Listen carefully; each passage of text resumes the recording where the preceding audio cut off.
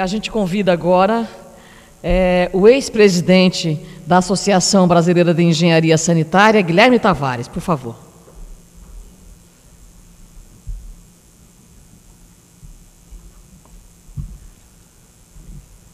Bom dia a todos. Gostaria de agradecer, antes de mais nada, o convite para aqui falar um pouco sobre isso. Um assunto, uma oportunidade muito importante. Eu, antes de mais nada, queria fazer algumas observações que fiz com o Dr. Edson sobre a questão dos índices que foram citados e mais algumas coisas aqui, talvez até o Roberto Tavares possa posteriormente adiantar. Preciso tomar muito cuidado com índices. A Compesa é uma empresa que sempre foi penalizada, trabalhei alguns anos nela, sempre foi penalizada porque apresenta índices reais. Então, quando a Compesa apresenta seus índices de perdas, e entenda-se aí, como o Roberto chamou a atenção, perdas totais, apresenta um índice, um número aparentemente muito grande, mas não é muito diferente do resto do Brasil. Existem estados que citam o índice de perdas, por exemplo, expurga toda a parte subnormal. São Paulo é um deles, apresenta um índice de perdas muito baixo, no entanto, está inteiramente fora toda a população, digamos assim, de favelas. Onde a Compesa tem estudos que mostram que o consumo está em torno de 30 metros cúbicos e o faturamento em torno de 10. E aí, quando você coloca 30 no faturamento, o índice de perdas fica bem menor. Então, não dá para se comparar alguns índices com algumas coisas da forma como eles são apresentadas, infelizmente, no Brasil. Então, é preciso tomar muito cuidado com índice e com médias. Bom, a outra coisa que eu queria falar é oportunidade de Copa. Veja só. Existem algumas coisas que podem avançar um pouco rápido. Por exemplo, eu diria, não sei ainda, porque a Compesa andou um pouco mais em termos de esgoto nos últimos anos, graças a Deus, mas algumas coisas podem avançar muito rápido. Por exemplo, em Casa Amarela, se colocar, de quem vai no sentido cidade-subúrbio, o lado direito dos morros não tem praticamente esgoto. No entanto, ali embaixo passa um coletor-tronco que vai até Peixinhos, que tem tratamento, volume ocioso de tratamento. Alguns poucos anos atrás, ali moravam cerca de 250 mil habitantes, hoje talvez seja perto do dobro disso, e com obras de coleta.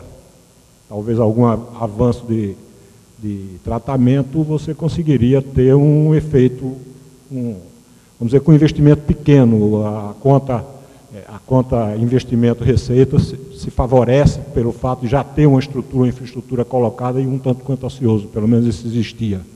É uma oportunidade que está aí, eu acho que vai beneficiar um pouco a APPP nesse caso. Esgoto é um troço complicado. Dizia um professor que ninguém guarda esgoto em casa, então você se livrou do esgoto. Sempre você se livrou do esgoto, de alguma forma você se livrou, colocando na rua, no meio-fio, em algum canto. A troca de drenagem pluvial na rede de esgoto contra esgoto na drenagem pluvial, ela é perversa, porque a água pluvial no esgoto, primeiro, não vai muita coisa, que as redes de esgoto são pequenas. Segundo, a água pluvial não danifica a rede de esgoto. O inverso é cruel. O abatimento a que se referia o doutor Roberto no Carnaval na Rua da Concórdia, o doutor Dubê falou que esgoto da Cabanga, as estações não funcionavam. Eu fui um dos engenheiros que recuperou aquela época. Esgoto, é bom que se diga que aquela recuperação já foi para o brejo, já foi recuperado de novo, e é isso que você recebeu, Roberto, é a segunda recuperação. Naquela época caiu um ônibus inteirinho dentro de um abatimento na Avenida Sul. Nós recuperamos o coletor tronco C1, que é o que passa na Rua da Concórdia, ali um pouco menor do que na Avenida Sul. Ele foi construído por Saturnino de Brito, na época da Primeira Guerra Mundial, por ali, um pouco mais, um pouco menos. Ou seja, um coletor que hoje tem 100 anos, com certeza. E ele não gera muito problema com esgoto. O problema da abóbada dele está um pouco danificada. Mas o esgoto que é drenado para as galerias pluviais de Recife e da área metropolitana, esses criam um problema sério. É um processo chamado corrosão bacteriana de abóbada. É um tanto complicado. Tecnicamente, se alguém quiser, eu posso explicar depois. Mas ele danifica a linha superior, a geratriz superior da tubulação entra areia e afunda. Aquele buraquinho que a gente vê na rua afundando, aquilo se chama abatimento e é fruto, em 90% dos casos, de corrosão bacteriana de abóbora. A rede de drenagem pluvial não é preparada para esgoto e por isso o processo ocorre e não ocorre na rede de esgoto, porque a rede de esgoto é preparada para isso. E Recife, como a maioria das cidades brasileiras que não tem esgoto, se utiliza da rede de drenagem. E é importante que se tenha cuidado com isso. É preciso que se invista em esgoto mais rapidamente do que está se investindo em água. Água é cruel, você bota a lata d'água na cabeça. Mas hoje, graças a Deus ou infelizmente, as perdas altas é uma fonte de água barata. Não vou repetir um discurso passado, de um colega nosso, que dizia, vou investir em perdas porque eu coloco perdas. Está aí, está sendo colocado, a Compesa está colocado 5,13 para ser exato, Roberto, metros cúbicos por segundo de água na rede do Recife, que tem uma perda de 50% de faturamento. Isso quer dizer que a Compesa está botando 5,13 para faturar 2,5. Então tem que ser tratado da perda também. E muito rapidamente, porque o retorno disso não são 2 anos, 3 anos necessários para Pirapama, que levou 20 para ser construído. Começou lá atrás, não sei se você se lembra, eu tenho a impressão que na segunda gestão, primeira do retorno do Dr. Miguel Arraes, a primeira licitação de Pirapama, acho que foi ali. 93. 94, 92, acho a licitação, fim de 92.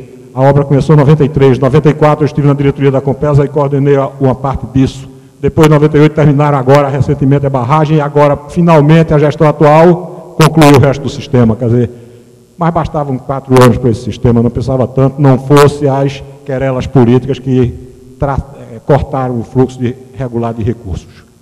Bom, é importante que se use a história da Copa como catalisador para se resolver esses problemas, sob pena da gente não ter nem mobilidade. Porque, como eu citei, se um tubo se abre uma galeria de drenagem e temos um acidente, nós temos problema de mobilidade. Alguém pode imaginar durante uma Copa um serviço daquele da Domingos Ferreira feito recentemente, que travou praticamente o trânsito para Boa Viagem e que tinha que ser feito porque aquele coletor tem uns 50 anos e me parece que aquelas redes dali ainda eram de cimento amianto. Precisavam ser substituídas há 20 anos atrás, não hoje. E agora que está sendo. Então, isso é consequência. Precisamos correr com isso urgentemente.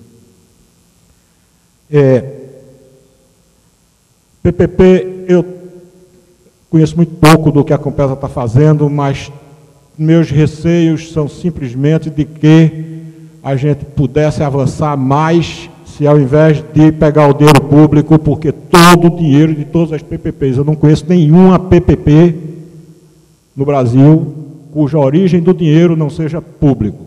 Ele é entregue, ele financia o setor privado. É BNDES, são Previs da vida, etc.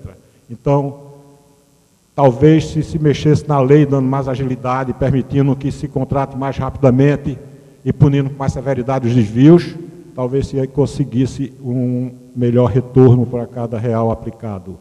E isso seria muito importante que se começasse a fazer, claro, sem esquecer que temos pressa em reduzir perdas, em reduzir as coisas, até porque precisamos investir menos e ter maior retorno. Bom, para finalizar, eu queria lembrar um fato curioso. Nós estamos na Fiocruz e, portanto, em algum ambiente ligado à saúde. Saneamento, por Constituição, portanto, não nos cabe discutir, faz parte do Sistema Nacional de Saúde. Saneamento básico, como foi explicado antes, água, esgoto, drenagem, lixo, faz parte do sistema de saúde. E, curiosamente, nos meus praticamente 40 anos que labuto nessa área, não conheço nenhuma unidade do Brasil de saneamento, água, esgoto, lixo, que esteja ligado à área de saúde de seus estados, de seus municípios ou mesmo da União. Ou seja, a Compesa nunca foi vinculada ao sistema de saúde. a Sabesp nunca foi, o DEMAI do Juazeiro nunca foi, nenhum. No entanto, saneamento é sistema de saúde. O maior financiador de saneamento deveria vir da área de saúde, porque é preventivo. E mais importante, é uma das pernas do tripé que envolve saúde pública, assunto que o Brasil tem se esquecido.